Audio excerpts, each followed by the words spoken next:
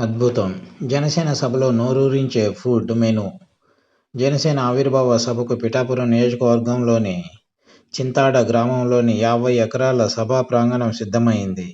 Janasena party అధికారంలోకి వచ్చి Pawan deputy CM అయిన తర్వాత జరుగుతున్న తొలి ఆవిర్భావ వేడుక కావడంతో అంగరంగ వైభవంగా ఈ వేడుక నిర్వహించనున్నారు.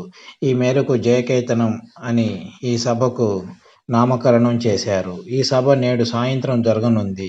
ఈ సమయంలో సుమారు 1600 మంది పోలీసులు భద్రతా కార్యక్రమాలు పర్యవేక్షించనున్నారని తెలుస్తోంది.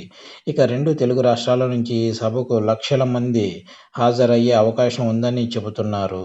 ఈ సమయంలో పార్టీ కార్యకర్తలకు మంచి విందు అందించడానికి పార్టీ పెద్దలు సిద్ధమయ్యారు.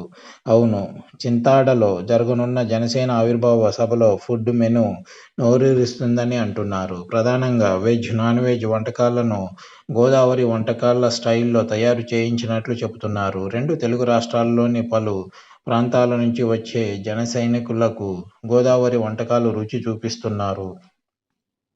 ఈ సందర్భంగా సభకు వచ్చిన ప్రతి ఒక్క కార్యకర్త తృప్తిగా భుజించేలా ఏర్పాట్లు ఉన్నాయి.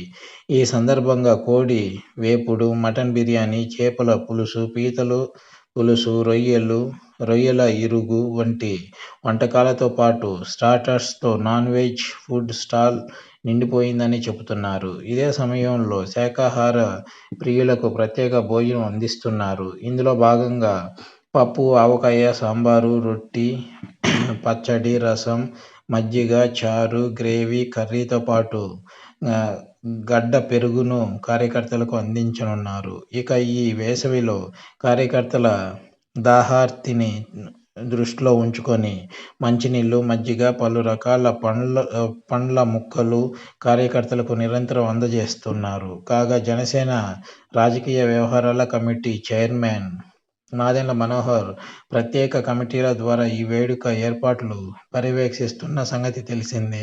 ఈ సమయంలో సుమారు 250 మంది ఆసీనులయ్యేలా ఈ సభా వేదిక ఉండగా ఆహుతుల కోసం గ్యాలరీలో కుర్చీలు, ఎల్ఈడీ తెరలు ఏర్పాట్లు చేశారు. 6 చోట్ల పార్కింగ్ స్థలాలు ఏర్పాటు చేశారు.